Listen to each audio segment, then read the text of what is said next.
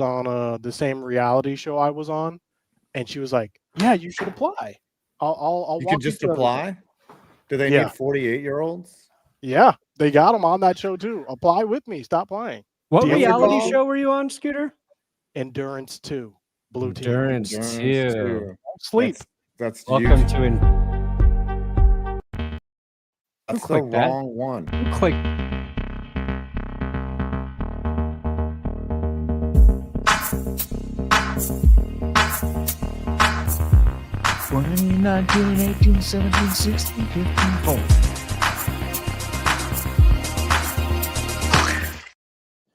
Oh, I think that's the way the show starts. Ladies and gentlemen, we have another banger for you guys. We are back with the Fearsome Foursome. Once again, Tom Grossi is doing Tom Grossi things. But joining us, we have 5 Point Vids, Urinating Tree, and Brandon Perna. Yes, we're going to preview the Super Bowl. But before we do that, we have a lot of things to discuss NFL football related. Okay. You already got a gritty thing? First Already gritty got, no, it's not a 50. of the It's stream. 500. Whoa! My That's God. like 10 gritties. Oh, 500. Right here. 500. Well, we better get that punishment ready for 5, and I think it should be something Saquon Barkley related. Let's see here. Eli Manning is not a Hall of Famer, and the only way he gets into Canton is as a visitor by buying a ticket. Manning might be a likable guy, even if he allegedly pawned off fake game-worn memorabilia to purveyors. The best player in team history is Lawrence Taylor, a massive drug addict, registered sex offender, and deadbeat father. Wow. Wow. You know what? Can I Pay use me $500 to roast my team. You know Hey, what? I'll Why take don't 500. we- I mean, hey. Jeebus, because Listen. I got a pity Why too. don't we God, start Ethan. here, actually? Love it. Clickbait Sports. We were going to Let's get go. into that anyways, but why don't we just start the conversation here? Hall of Fame is coming up. There are some people that I think should be considered locks. Have you guys seen the list? What are your thoughts? Is Eli Manning a Hall of Fame candidate? Ooh. Eli Manning is a Hall of Fame Super Bowl quarterback, but I don't know if Eli Manning had a Hall of Fame caliber career. No, he's only getting in because of the name and the rings. Let's be real here. So you think We he's were getting arguing in? about this on Tuesday on Media Day with 5.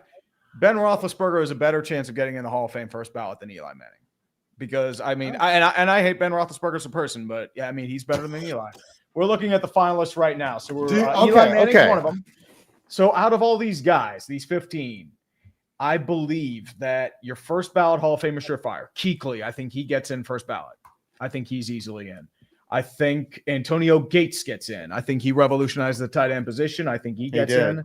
I would say Vinatieri gets a chance. I think he's able to get in. He's because in. of I just mean, the clutch Vinatieri kicks. looks a lot better after Justin Tucker the last 2 weeks. So definitely lock no, me in Justin no Tucker. allegations. Yep. If Darren Woodson does not make it into the Hall of Fame, I think this will be a tragedy. In fact, I think he should have made it the last year that he was up for it too. I cannot believe he has Scooter, not made it into the Hall of Fame. mark this day in history. I agree with you 1,000%. Darren Woodson was the centerpiece of an He elite was very good. Cowboys defense, and he is one of the most underrated players. He should absolutely, if you're going to put Troy Aikman in with that group, then Darren Woodson absolutely should be a Hall of Famer. If Drew Dude, what Pearson's is in the it? Hall of Fame, Darren Woodson should be in. What is it with Woodson's just being insane defensive backs? Darren Yeah. Woodson, Rod Woodson, Charles Woodson. Can we have 3 Woodsons in the Hall of Fame? All defensive All the backs? Woodsons. The Woodson Trinity. I'll just take the Woodson defensive backfield, please. Maybe it's like a Colorado Avalanche. It's just collecting all the lumber. You know, Blackwood, Wedgwood, Miles Wood, and then Woodson. It's crazy too because as we're looking at this list, it also sparks another fascinating topic that we can discuss. Cam Newton was recently asked on a podcast, which would you trade your MVP title in for a Super Bowl? Right? That's why I guess Eric Allen. He declined. He said, no, I would not trade my MVP title in for a Super Bowl. And so my question to you guys is, Do you think that was a good thing for him to say? Can you understand where he's coming from? What would you guys choose if it were you? I feel like the Super that's Bowl is tough. more immortal because you have that ring. MVP is more of a personal accolade. Because I mean, if you were to ask like Lamar Jackson or Josh Allen, I think they trade that MVP for a ring. Yeah. Does Josh Allen? Josh Allen doesn't even have an MVP to trade. He's a finalist for one this year. I think Yeah. he's going to get it. Well, here's the thing. The reasoning that a lot of people were saying is that, well, MVP is more exclusive. Every year, multiple people win the Super Bowl, right? Yeah, garbage people win the Super Bowl. Over 50. It doesn't matter. It's a team sport. It's a team sport. 50+ people won a win Super Bowl running quarterback. Yeah. One person wins the MVP every year, though. One person. So I think it just probably like, I don't know. I've seen like that tweet passed around. I didn't actually watch what Cam Newton said, and I never like talking about something where I don't actually listen to what the person said, because I think like I need the context of it to understand if the answer is selfish, because I think like choosing MVP over winning a Super Bowl is the more selfish accolade to choose. And it's for that very reason. Like, if you do win a Super Bowl, maybe it's not as exclusive as a club to be in. But if you trade winning a Super Bowl, you're trading your accolade for literally your entire team, 53 other guys getting a ring, your coaches, your entire city, which Carolina's never won a Super Bowl. Who knows if they'll ever be back at a Super Bowl?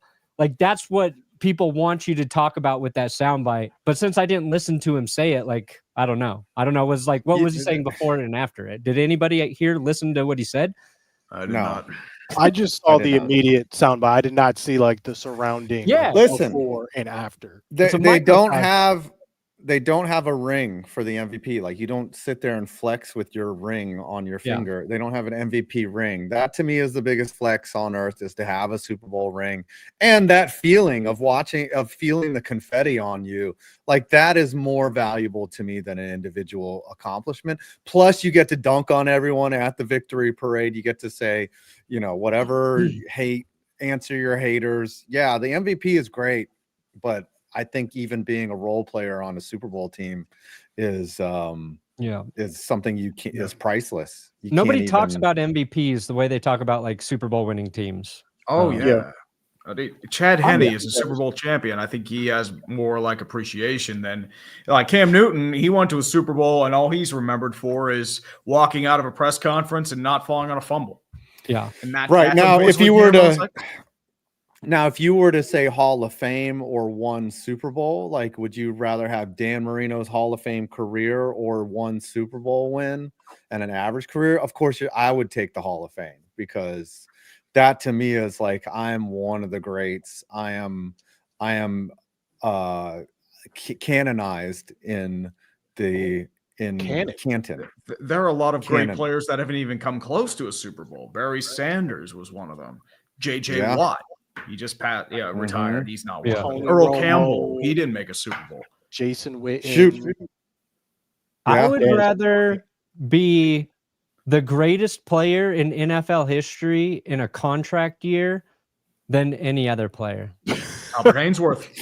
Just every year I'm about to get paid, it's like, oh my God, this is the best player in the league. Next year, not so good.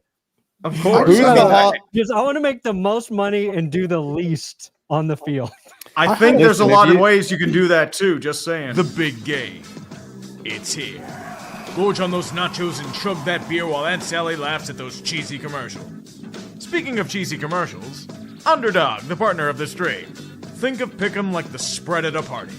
Pick from a healthy spread of players and stat lines, then guess higher or lower to flex your mind. Offering oodles of daily promos to help you out in your quest.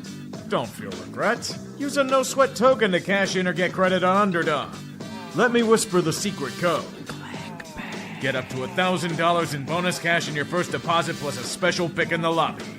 Underdog. Do we root for it on Super Sunday? If you play responsibly, you do. All I'm going to say is I have to wear a Kenny Pickett jersey right now. You have to suffer along with me. Listen, if Eli Manning is not a Hall of Famer, he is a Hall of Famer. He's just not a first ballot Hall of Famer. No, he's not. Kirk Cousins is a Hall of Fame bag securer. Generational. He is the generational. Who is the greatest bag securer of all time? If you were to put Chandler Parsons. Chandler Parsons. NBA. This man Russell Wilson was recently elite. did a pretty good job. Russell Wilson. Here's my question. Russell Wilson is a legendary bag securer. Since we Did were you talking see- about Cam Newton, I have a question for you guys that I also saw floated on the interwebs. Someone put, and I already saw Tree's response, so I'm interested in Five and Brandon's responses as well. Someone put a tweet that said, Jalen Hurts is greater than Cam Newton. As if like right now, legacy-wise, everything-wise, Jalen Hurts is a better player than Cam Newton. What is your thoughts when you hear that? Harrison. God. Dude, if you put prime Cam on that Eagles roster, oh, dude, Cam on that Eagles roster with that arm, good Lord, like he's done. Cam Newton was throwing to Devin Funchess. Come on. Yeah. well, he was also throwing to Greg Olson too. Yeah, and Steve forget Smith. D-Reg? Forget Greg. The thing, Cam took and dragged a garbage Carolina franchise from obscurity to a Super Bowl that was led by that hack Dave Gettleman.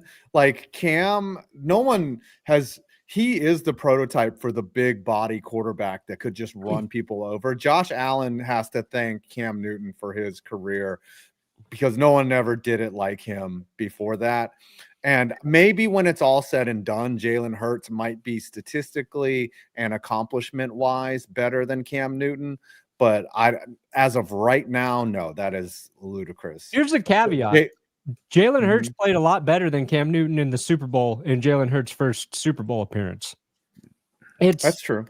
I think you're looking at I think Cam Newton was just such a ridiculous athlete. And that's not to say Jalen Hurts isn't, but Cam Newton was a freak. And I see some people saying Cam Newton had one good season. That's not true.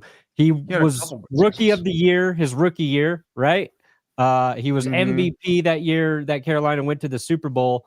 He didn't have maybe the longevity that you would have liked, but that's because of the way he played. Yeah, he got a shoulder. 2018 after that, it was just short because the shoulder just messed him up. And in the middle of 18, he was doing well. And then against the Steelers, it actually happened.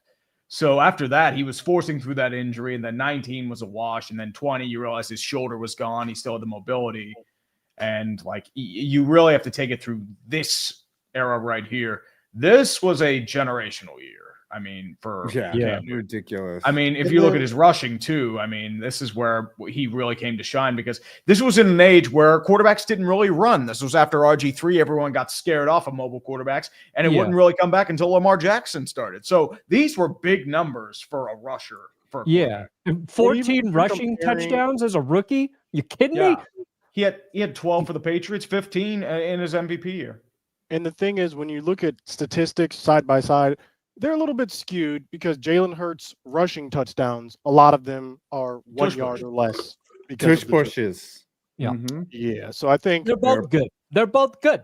I like Jalen. I just dislike the team that he plays on. Speaking of teams, the Chicago Bears.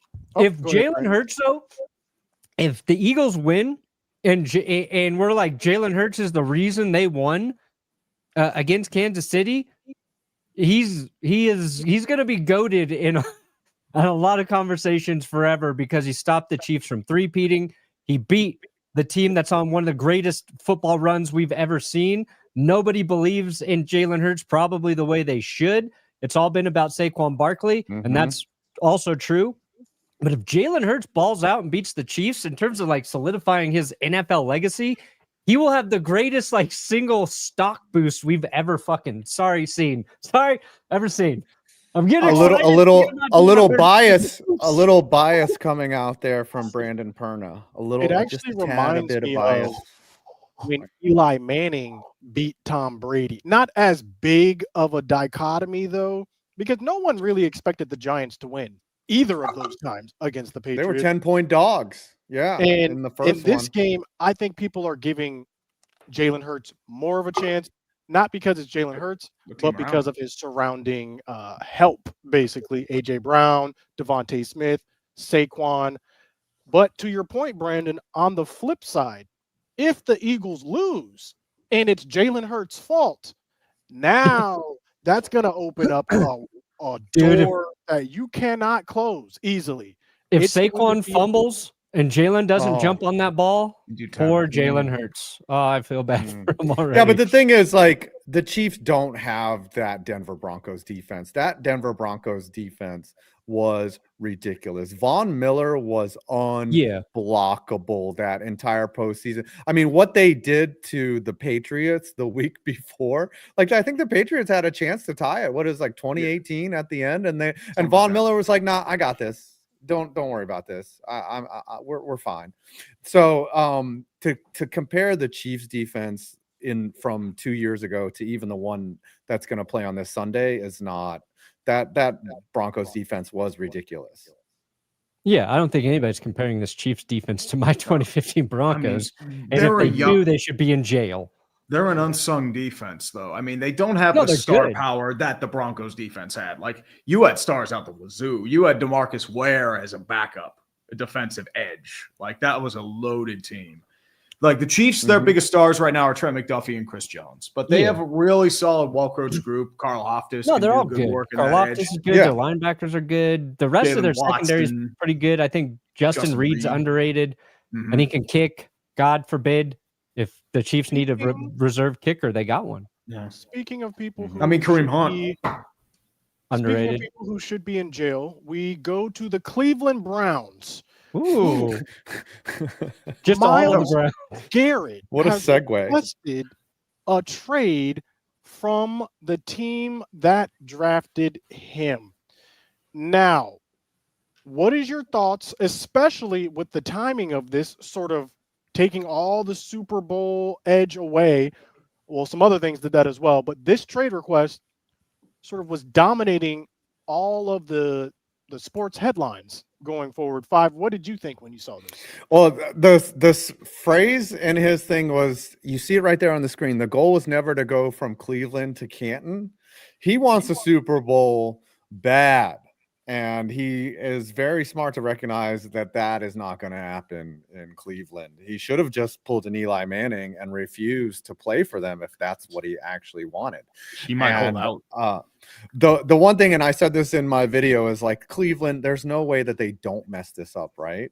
Like, every day they lose leverage in this situation, and they come out and say, "Hey, we're not trading them." Like, that is so Cleveland for them to just be like, no, you want to quit? No, we're just not going to let you. That's simple. He's just trying to raise their value, because it's like, oh, if you have like 2 first-round picks, they say, no, you've already set that price in 2 first-round picks. That's what he's trying to do there. So I don't think that's really an issue. But they're not trading 2 first-round picks for a guy running 29 with that contract. Myles Garrett is really good, but you probably get maybe a first and a second, perhaps.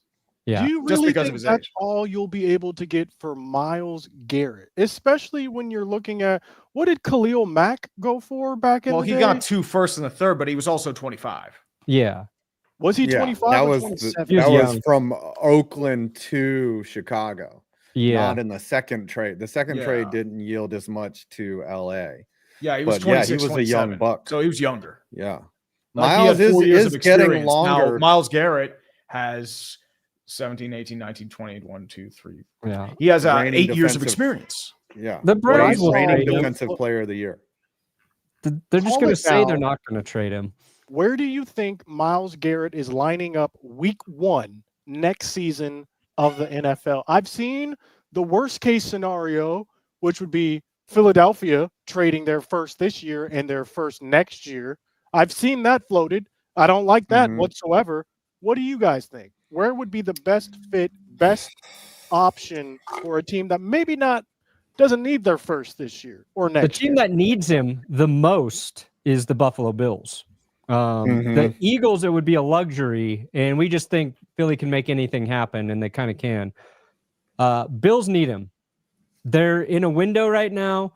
They need a guy who can get pressure without extra help around him, and that's Garrett. They're gonna release Von Miller. I think my top two teams were the Bills and the Commanders, and the Commanders they have money. They need some help on defense from the edge position as well, because the Commanders also have a really good defensive line on their interior. You put him on the edge there, it helps them quite a bit. But I would love to see Buffalo do it. And I think if you're talking about 2 first rounders, a team like Buffalo makes sense to give that up because they're going to be late first rounders. So their value's different than, maybe that is higher up. But that's the thing. Garrett wants to go to a contender. So you got to ask the question, okay, who are those teams? Then all of those picks are going to be late round picks. And then the other part of that is which contenders would the Browns actually trade him to? And the Browns also, if he does want to trade, they don't have to work with him. They can send him wherever they want because as far as I know, it's not like a quarterback where he doesn't have a no trade clause in his contract. Unless your name is Antonio Brown, because remember, his first trade was to the Bills, and he just sabotaged that immediately. Yeah. So you just have to be careful about that. But that's Antonio Brown. Myles Garrett is not Antonio Brown. No.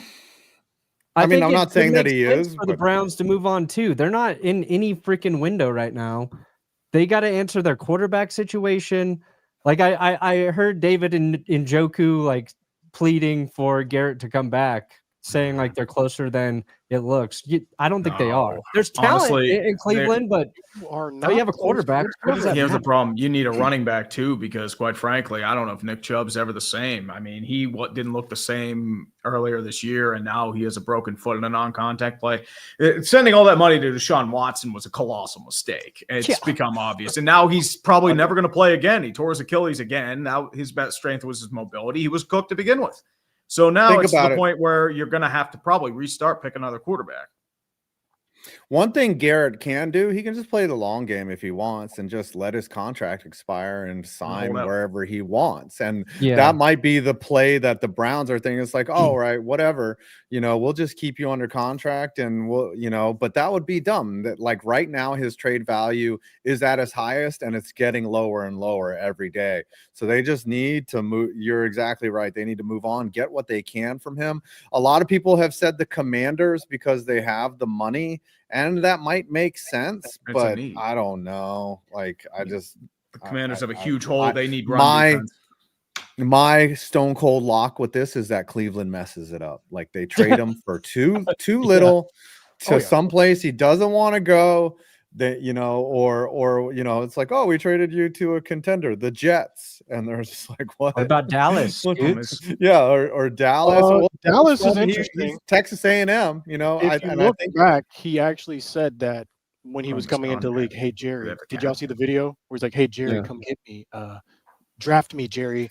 What if they trade? He likes what I had seen floated was Sam Williams and a 3rd round pick for Myles Garrett.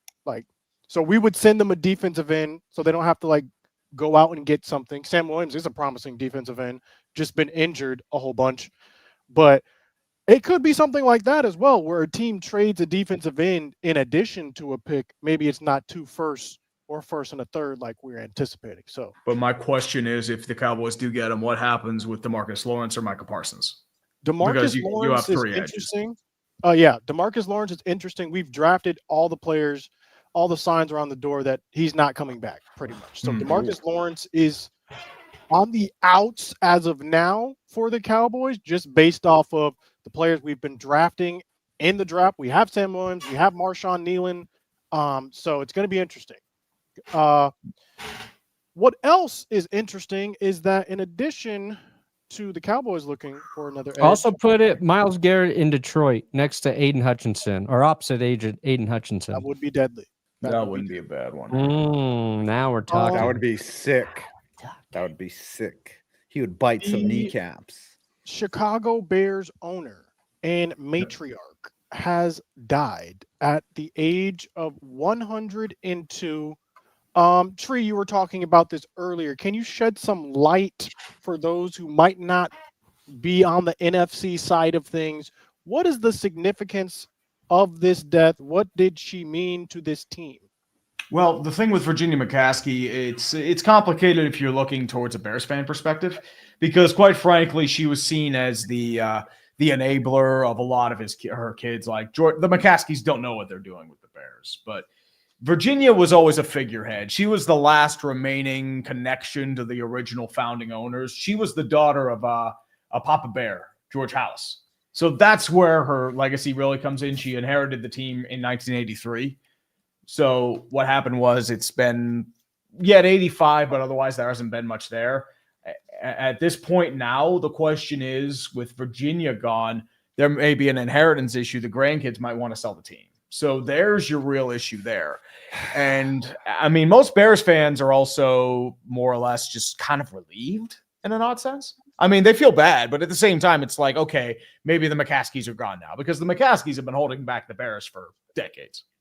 Although this was probably their best offseason so far. I mean, they got Ben Johnson. They didn't think he was Tony up.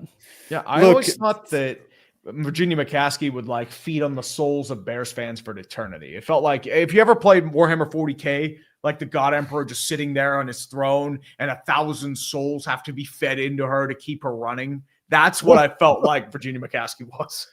So you're saying there is no Stephen Jones heir apparent that's going to take over, come in, keep things running. Well, this George is running it now. Right? George is the one running it. Yeah, George Jr. Listen, it was like the Queen Mum dying, for you British out there, all of our British audience that's watching. She was not involved in any daily decisions whatsoever. She's just the face of someone to blame. And they were just like, okay, let's just blame Virginia McCaskey for letting her sons run wild. But I don't think the Hollis family and the McCaskey family, the team is their only job. So they don't have another industry to go to, they're going to keep and retain the team. The Broncos were in the inheritance tax, though. That's the question. The Broncos were in a similar situation after Pat Bowlen passed away. There was never one of his children that emerged as a successor to actually run the team, that went into a trust. It's not going into the trust with the Bears. Like, they've got George do it now, but like all of that money. And when you have, I can't even remember how many different children there were with the Broncos. When you have that many and they all want a cut and not all of them want to be running the team, like, it creates issues, and it's probably in their best interest to sell. And you have to, and for Denver, it worked out nicely. We got lucky in the ownership group that came in and purchased the Broncos, and the way they're running it. And you don't know that until they take over. Commanders, they got an upgrade with an ownership change, and there's a different level of money of these new ownership groups that are running teams versus like old NFL money. So I think ultimately, like, it would be a good thing for Bears fans, assuming, it doesn't go to like the next person who wants to buy a team, right? Is Bezos or something. Yeah. Bezos is more or less, he's not going to move the team. More or less, the real issue is about their stadium, because they haven't really confirmed that they're staying in the city. Yeah, they haven't figured that out. Like, they want to build a dome where Soldier Field is. I mean, you'd be better off just going back to the suburbs and see what you can get from there, because they were close there, but it fell through.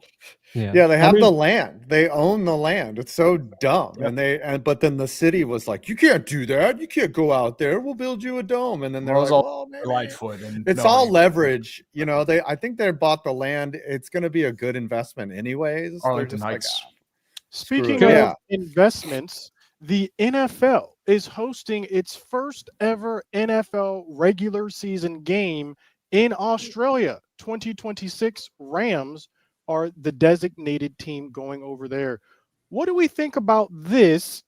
Is the NFL, is this going to make a dent really in the international audience? Do we see the NFL expanding, becoming more like the NBA, where we have this international audience tuning in to watch our games? What are your thoughts on this? Well, first of all, where Tight. they're playing, if they're gonna play in Melbourne Cricket Ground, that is out. That is wild. Like that's the same as playing in Wembley Stadium or just that's their legendary. That's like Wrigley. That's their Wrigley Field, but Nice. more modern and better. So that is crazy that they're going to play there. I think it's also I predicted this in a video. I said they would go to Australia. I said they would go to Germany. I've said all these things and they've all come true. They're going to play a game in Greenland at some point because if there's people there, they will play.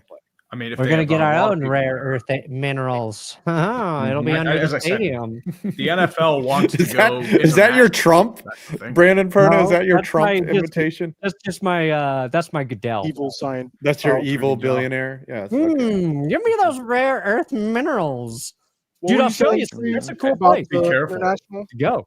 They'll make an international development program. The NFL, as I said, they've been wanting to go international. They want to expand. They want at least, I think, 16 international games a year, at least one a Yeah, week. you know, They're trying to. they. And I know why they're doing it because I mean they're playing in Ireland next year. They're playing in Australia in 2026. A couple games in Germany. They're still playing in England. They'll be still doing London for God knows how long for time eternal. They want an international franchise. They might, as I said, they wanted an international division. They want to try to expand to 40 Here's my teams. question. So that's just what the NFL wants to do. If you want that and you're trying to expand and you're trying to grow internationally, what about bringing NFL Europa back? Do you guys remember this? I was watching NFL Europa as a youth thinking this was the coolest thing ever. I was probably one of like 30 people watching this. But like, if that's what you really want to do, why not really make a commitment like you tried to do? Yeah, it because just it costs too much money. It's they also don't a want us to developmental. Barcelona Dragons. There Yeah. is wanna a get- there actually is a European football league. It's the European League of Football. It's an independent entity and it's very popular in Germany. So they do have a presence, but it's not NFL affiliated. They're just I sending just out wanna the free say- samples to get people hooked. That's what their goal That's is right. now. The crack. They're distributing. Yeah, crack. it's like those Costco samples. Like they're just there, just taking like here, have a little meatball, and they're like, and then you I buy gotta a bunch the of things. bag That's what they 700 want of to those do. meatballs now. I got to pay. Obviously, Exactly. Tree never turns those down. I will Of say course I this: you don't. will know. Look at my shirt. You will know that the NFL to has fill into this. completely sold out and has given up all veneer of non-crassness when there is an NFL game in Dubai, and they're just like, "Yep, we're doing it. We're doing it, and you're just gonna have to accept it." They're gonna do We it for Saudi sold this Arabia, we game know for this. $8 billion, and you Rookies. guys are gonna. You like all that stuff that we got for you, Dude, if they play it on we'll top all of a just have- skyscraper, do it. Yes. They're gonna play on Australia- top of the Burj Khalifa. I want to Yes. see a player posting a photo of like a huntsman spider in the locker room before the game. Like, Yes. I want poisonous animals and They're going to insects, build the flying ship all from of it. X-Men and play Yeah. on that in the harbor at Dubai. That's what's going to happen. They're like, this cost all the resources in the world, but we have more. You yeah, know, I think like in getting into like cities that have big soccer presence, like a soccer presence, like they were in Brazil and there's Argentina, there's places they can still go that I think there's interest. As like a fan watching from here though, like it's cool that they go to Australia for the people that are in Australia that get a chance to see an NFL game, and then maybe like all of us, like we make videos about this stuff, so maybe we get to go to one of these things, and that part of it's cool. But like when you're watching the game, it doesn't fucking matter at that point. Like it's sorry against Scooter. It's like the game's in Germany. It's just another game on a different field, right? And I know they want to make a spectacle of it, but like I wonder how long that part of it lasts, where it just becomes like normal, and that they want like a game there pretty much every week almost, or a 16 or 17 set slate of games. And I think I kind of like the limited sort of amount of times they go in one season. Like 4 is pretty good. We start doing more than that, like the storylines are going to kind of just dissipate. I think what's part of it very too interesting is the fact that European stars are having a lot of sway in American media these days. In American sports, what I mean is, hard pivot for a second.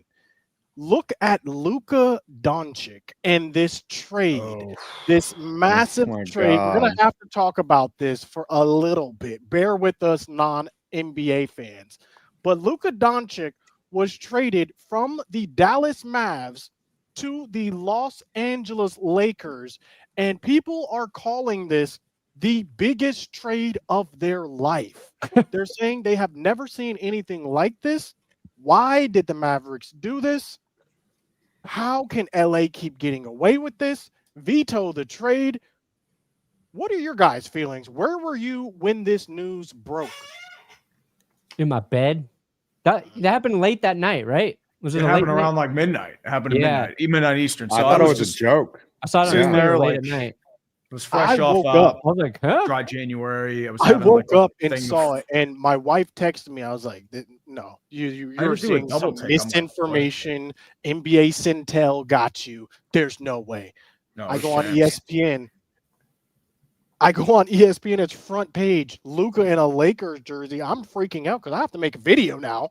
I call my cameraman up. He's like, "Yeah, I don't know where you were last night, but I thought you were gonna call me last night." But so this is crazy.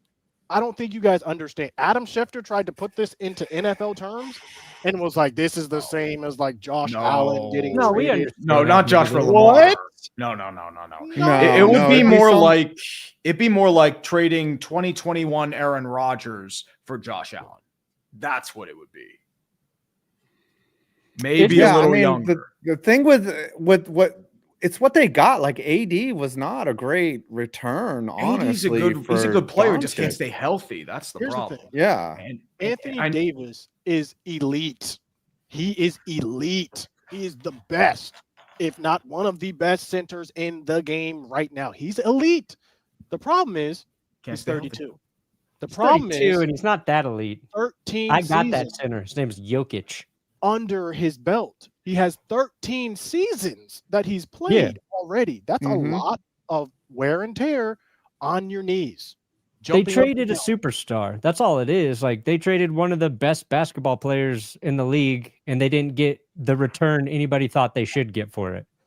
The thing, and I here's can't the even biggest think problem. trade The biggest that problem is. is that this trade was only negotiated with one team. There was never a call put out to all of the rest of the NBA. Hey, Luka's up for sale. What's your best offer?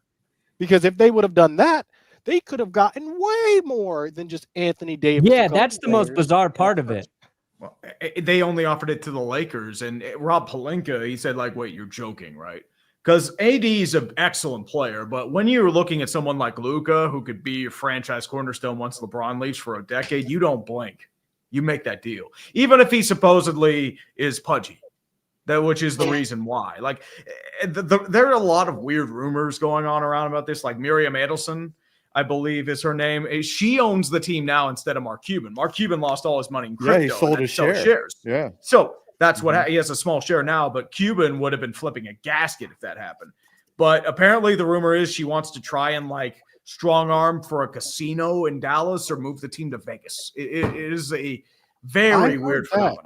And then I also heard a more conspiracy related. We got try and boost the ratings, but this is what yes, I heard this was to try and boost the ratings, but I also heard, through the grapevine, that this was done because LeBron James is apparently trying to start his own league that's going to rival the NBA.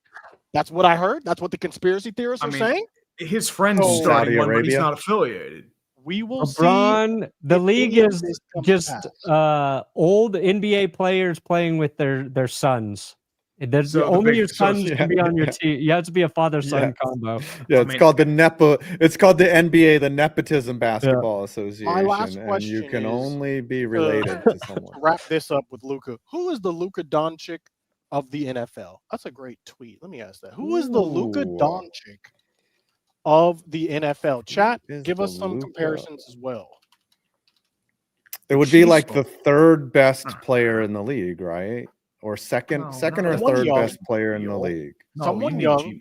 Have not won the Super Bowl yet. It Yeah. maybe would have to be Josh Allen. Yeah, It Josh might Allen's a have to be good Josh comp Allen. for Luka. Allen or Lamar. Luca's won an MVP, right? Luca has an MVP. Yes, he's Yeah, close. so maybe yes. Lamar is a Okay. better comp. So yeah, Lamar might be the comp right there. It could You be. know. It could be Lamar. It could be it could be Lamar, but either. Lamar is a 4-time MVP or 3-time MVP. They're Maybe. just a Right. little bit older. Yeah. We'll find out tonight, Yeah. right? Is tonight the honors? I Yes, believe. I think I know so. they're doing the Hall of Fame nomination. Unfortunately, no Grossi back-to-back fan of the year. I'm very sad about that. Yeah, he's got to give up the title. Yeah. Is know. this Hopefully- it? Is this the end I of mean, the title Is this what? Of life? of? Yeah, this is his last the day. reign? As maybe he's there presenting because Handing he it has off. to give it up. Like it's like the gold Yeah. jacket. it's at like the Masters. Masters. There you go. Fan Hand of it the off year. to- Yeah. Mhm. But yes, his run's Then- over. We don't have to call him fan of the year anymore. Dang. Yeah. So what do we call it? Former fan. Former. Fan of the year. May we proceed? Tom frickin' frackin' Grossi. So I guess it is now time for us to say our Super Bowl. Who we think is winning? What is the final score? How is this game going to go? And I've done some reflection personally, Okay. and I might have to change up my answer a little bit here. I might have to change up my answer. Oh, But okay. what are you guys thinking? Let's Going back preview on this your Super word. Bowl. Who has the advantage going in? Who will be victorious? The Chiefs have the advantage. Yes. Why do the Chiefs have the advantage? I 'Cause feel they- like the Eagles have a great defense and a great running game. Why do the Chiefs have the advantage? Because nobody can beat them, Experience. Scooter. Yeah, they have devil match. They have They bested devil magic Philly. refs on their side. That is Yeah, true. Patrick And Mahomes. also, Yep. Jalen Carter has, and now flu. apparently biological warfare is now part of the Yes. arsenal. Lane Johnson also sick. Quinion Mitchell has laryngitis. There's like 4 or 5 Eagles who are sick right now. Listen, I don't want them to lose like this, but I'll take it. You understand what I'm Well, saying? well, I not don't a want single that. Chief gets sick, You dare it's deny Kenny over. Pickett the chance to over. win a Super Bowl? Come on, man. Like this shirt is like the neck is huge on this thing. Like it's, this is a poorly designed shirt because the arms are like tight. It's weird. It's like what? It's a double X, but the neck is like I can fit 2 of my head in here. It is just like what is That's a this? big- It's that's a like big a jersey. metal. It's like I don't know what this is. Okay. I'm gonna. So- I'll predict first. I Okay. cannot have nice things. I think the Eagles will win because I've also been wrong for the past 5 years or whatever. I think every Super Bowl prediction I've made has been wrong. So I'm going to take the Eagles, and they're going to win 31-28. And Saquon's going to score 2 touchdowns and take Jalen Hurts for an anytime TD as well. But if I were a betting man, laying on Patrick Mahomes as Super Bowl MVP would be a smart bet. That's the thing. It wouldn't be shoulder pads if it were like the neck, though. The shoulders aren't really that big. There needs to be The at least arms are one tight. Chiefs player who at least pretends to have the flu. If not a single Chief gets sick, then we can really double down on the conspiracies. If it only affects the Eagles, like somebody in Kansas City, even if they're not sick, like if I'm Andy Reid, I'm like, all right, Travis Kelce, you go out there and you say you had the flu, you were up all night. We'll put you as questionable on the injury report. You're going to play. We know you're going to play, but they need to do that for the optics. They need to. I understand what you're saying. Who do you have winning this game though, Perna? Knowing that one team is battling the flu, laryngitis, and general dislikability because of where they're from. I'm actually going to take the Eagles. I think Philly's going to win. What will the score be? I said it when I talked to Tree and Adam on Tuesday. I'm just doubling down on Saquon Barkley and the Eagles' offensive line. If it was just Saquon having an insane year, and you're like, oh yeah, he's so good, but it's Saquon and that line. I think that's just a hard combo to stop, especially when you've got a complementary defense. And the Chiefs, we've seen both Buffalo and Houston run effectively against Kansas City's defense. I'm really just basing it on that. And I think Philly's defense matches up pretty well with Kansas City. Here's the caveat, though. Philly has done a great job like slowing down offenses all year. Fangio did that when he was with the Broncos. I used to say like Vic Fangio's defenses are really good, but they kind of struggle to get off the field on third downs. But then once they get to the red zone, they're pretty good. Kansas City all season long, like their offense has been methodical and slow. They just chunk away at teams. So like Kansas City's also built to play against that style of defense. I don't know what breaks first, but I love Saquon Barkley. I want the revitalization of the running back. I want that story. I want Saquon to win Super Bowl MVP. I'm sick of these quarterbacks winning the stupid ass award. Give me Saquon, baby, in Philly. Final score is 33-23 Eagles. okay. Tree, See, what are we saying? I believe the Chiefs are unfortunately going to win. And I know I got to respect my boy Kenny Pickett for making the Super Bowl, but it's just there have been so many weird ways the Chiefs have won. And I think what it's going to come down to is a completely legitimate penalty on the Eagles that everyone is going to call rigged on the Chiefs. That's how it's going to go. It's going to be a walk-off field goal by Harrison Butker yet again. And all of Twitter's going to melt down. It will be 19-17 Chiefs. And not only will it be a walk-off field goal, it's going to double doink and still go in somehow. Triple doink. Triple doink. Yep. It'll. Yep. Boing, boing, boing, boing. It's like, oh, that's what'll happen. Damn. Like everyone will be like, look, they finally screwed up. And then you're like, nope. That's not what So happened. hearing what all you guys have said, I realize I've made some mistakes. I've been, what's the word? Biased a little bit. Just looking back, just a little bit biased. So you know what? I'm going to do the unthinkable. I'm going to take the Eagles to lose the Super Bowl by 17 points. I had it at 14 last week. boom, Yes. got him. Yes. Yes. Thank you, 17. Scooter. I got you. 17 points. Listen, the flu is running through them right now. They got some weird diseases they're dealing with. Super Bowl week is long, too. It's like by the time you are playing football, you have gone and done so many different things. It feels like a month, the week leading up to the Super Bowl. I only know because I went, and it felt like forever before the game was even being played. You add that with the weird luck, magic, whatever that Kansas City has been getting. It's going to be not close. Jake Elliott is going to miss multiple field goals. He is my favorite Eagles player right now. Kellen Moore has been activated as a sleeper agent. This was our plan the whole time.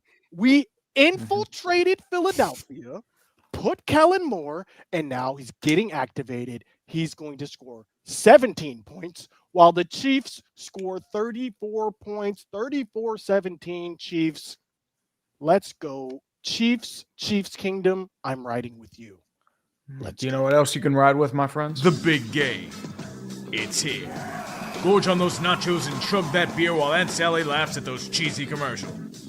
Speaking of cheesy commercials, Underdog, the partner of the stream. Think of Pick'em like the spread at a party. Pick from a healthy spread of players and stat lines, then guess higher or lower to flex your mind. Offering oodles of daily promos to help you out in your quest. Don't feel regret. Use a no-sweat token to cash in or get credit on Underdog. Let me whisper the secret code. Get up to $1,000 in bonus cash in your first deposit plus a special pick in the lobby. Underdog. Do we root for it on Super Sunday?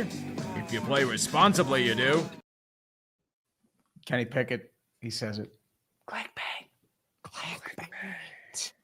Is there anything you guys would like to discuss before we go to the countdown? Anything we've missed? Oh, we just got a Fitty bomb from Fitty. Mustard. I think that's from Scooter. Sick son of a gun. That's for Scooter. One day you're eating ketchup, my friend.